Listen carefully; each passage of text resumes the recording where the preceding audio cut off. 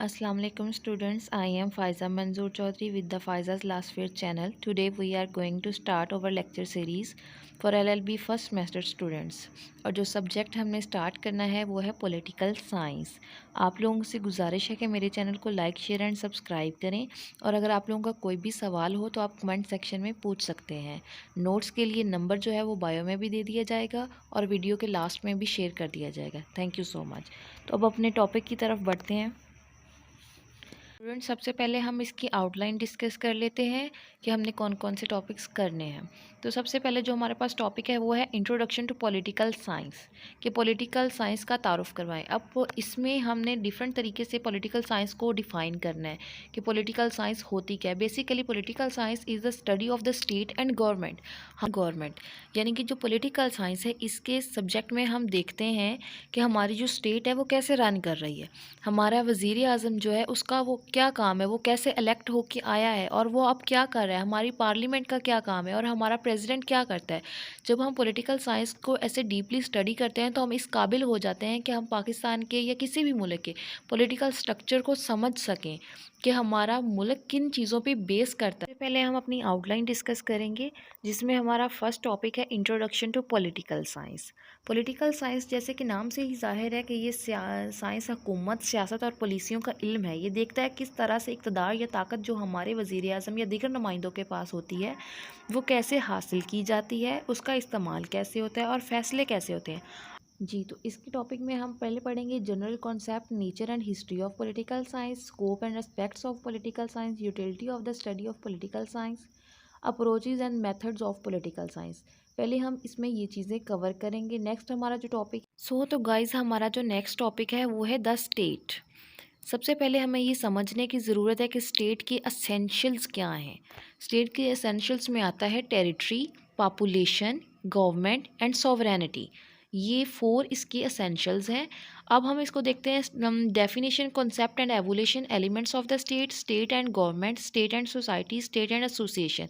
ये तमाम चीज़ें हमने स्टेट के टॉपिक में जो आउटलाइन का में टॉपिक दिया हुआ है स्टेट का, इसमें कवर करनी है। सो स्टूडेंट्स, हमारा नेक्स्ट टॉपिक है डेमोक्रेसी यानी कि जमहूरियत। जमहूरियत में हमने पढ़ना है definition and classes, characteristics, conditions for democracy, advantages and disadvantages.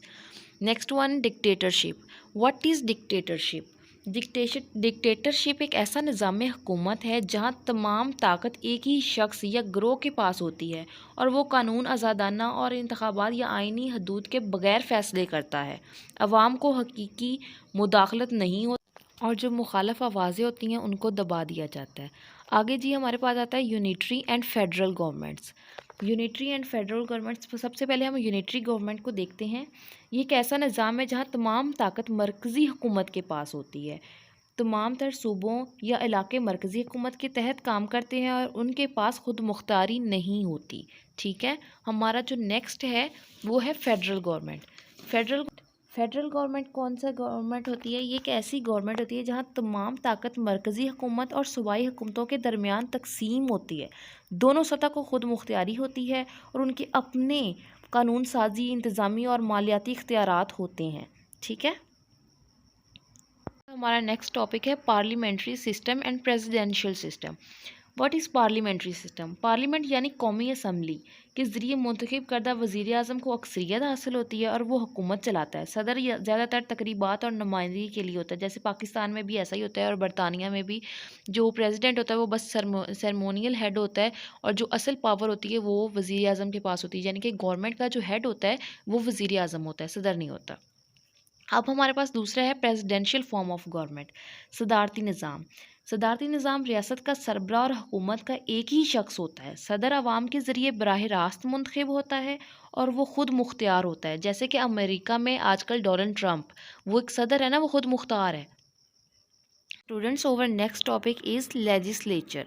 Legislature कानून साज अदारे होते हैं जो कानून बनाते हैं और इसका हमने पढ़ना है concept of legislature, organisations, role and functions, bicameral and unicameral legislatures.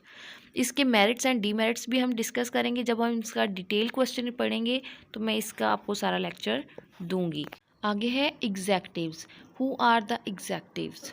एग्जेक्टिव्स वो लोग होते हैं जो आप पर वो कानून जो पार्लियामेंट ने बनाया होता है, लेजिस्लेचर्स ने वो कानून बना दिया होता है, उसको अब इन्फोर्स भी तो करना है ना किसी ने।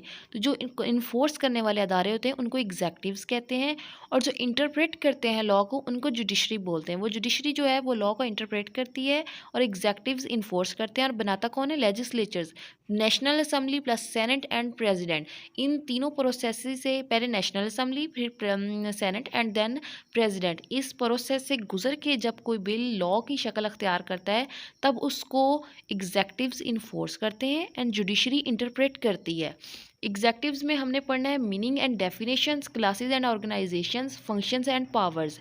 और जुडिशरी में हमने meaning and concept of the judiciary पढ़ना है, ऑर्गेनाइजेशंस एंड क्लासेस पढ़नी है, फंक्शंस पढ़ने हैं जुडिशरी के।